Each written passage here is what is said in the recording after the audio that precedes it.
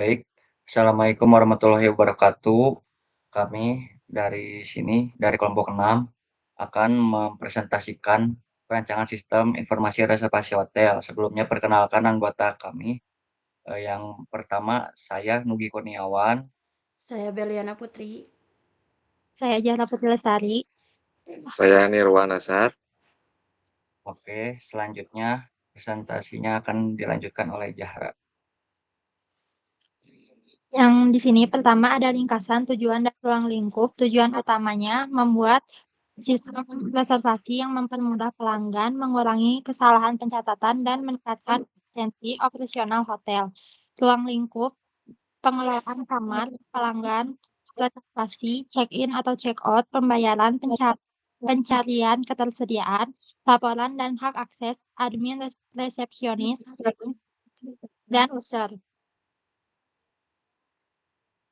Di sini ada metode pengumpulan data, ada teknik yang digunakan, pertama observasi, mengamati alur reservasi manual, wawancara dengan admin atau resepsionis untuk kebutuhan operasional.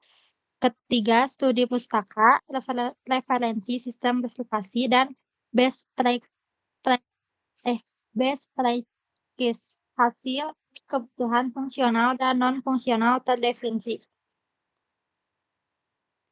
Kebutuhan fungsional ada registrasi dan login, registrasi akun, autentifikasi peran, user resepsionis atau admin, dan ada manajemen data, kelolaan data pelanggan, kamar, transaksi, dan laporan.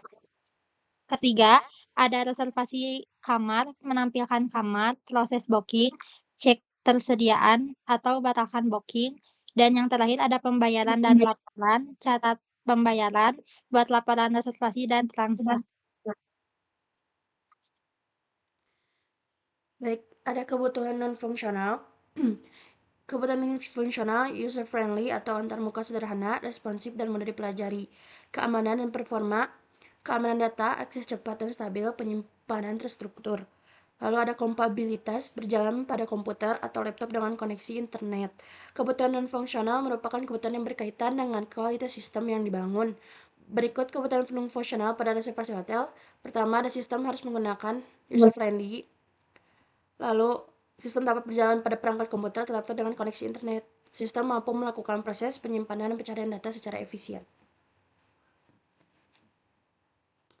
Lalu di sini ada gambaran use case. Pada aktor tamu atau user bisa mengakses registrasi akun, lalu login, lalu booking kamar, dan bisa melihat atau bisa membatalkan booking. Dan aktor resepsionis hanya bisa login dan mengelola booking. Lalu admin juga hanya bisa login dan mengelola data kamar. Selanjutnya ada proses inti atau diagram aktivitas.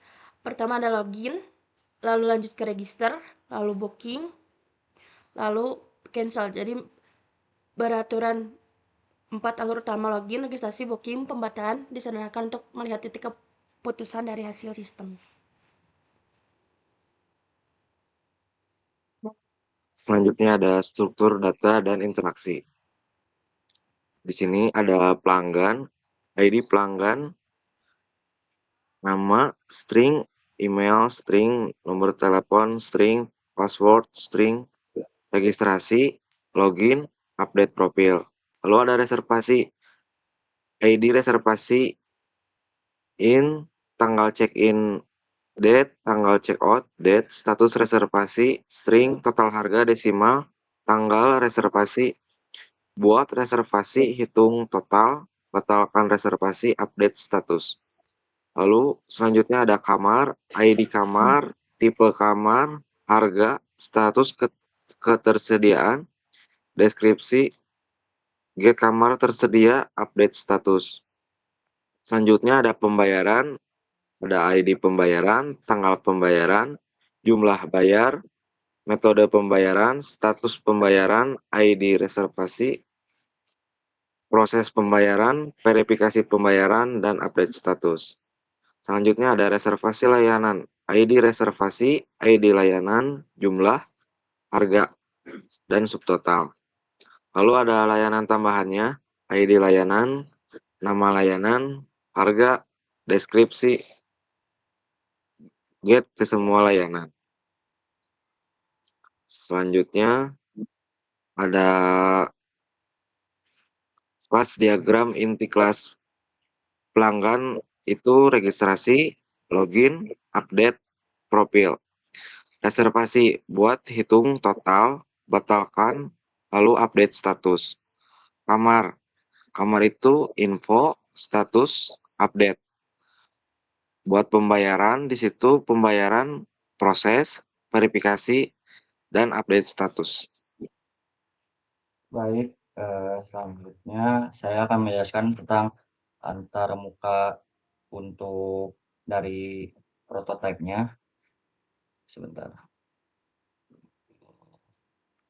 Baik, di sini saya akan menjelaskan tentang antarmuka dari prototipenya. Di sini adalah halaman login. Di sini dapat digunakan oleh admin, resepsionis ataupun user.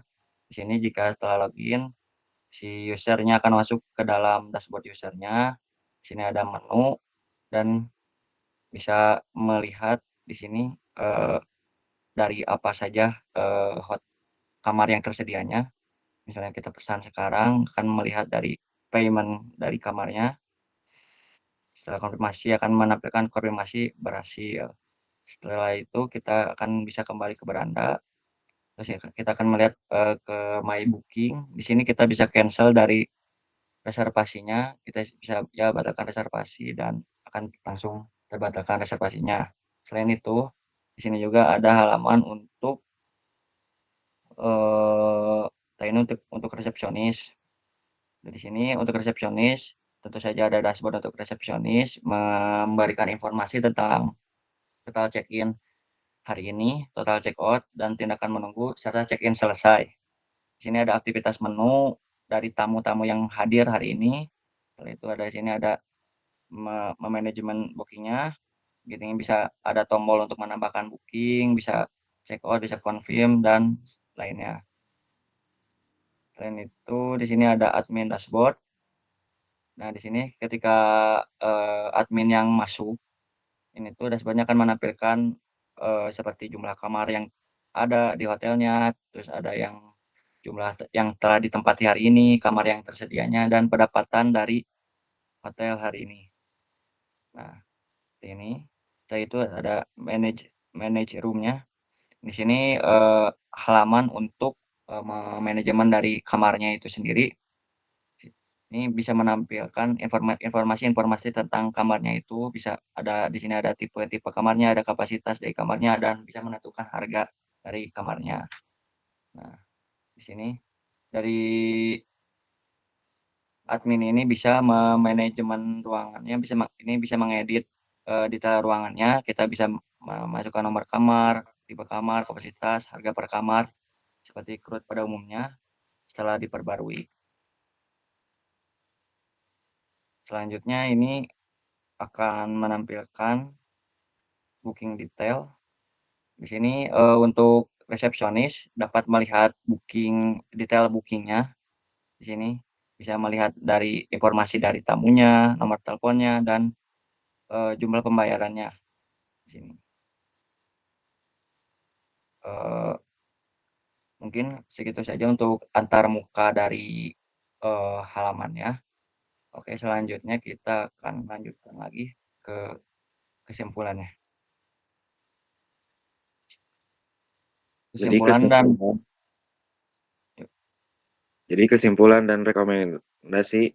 Kesimpulannya, sistem Nusantara Stay mempermudah reservasi digital, meningkatkan efisiensi dan menyediakan kontrol peran user, resepsionis, dan admin. Rekomendasi, tambahkan payment gateway, notifikasi email atau WhatsApp, aplikasi mobile, fitur alasan, integritas peta, laporan statistik, dan peningkatan keamanan, enkripsi, dan backup. Nah, mungkin segitu saja presentasi yang telah kami sampaikan. Mohon maaf apabila ada kesalahan. Wassalamualaikum warahmatullahi wabarakatuh.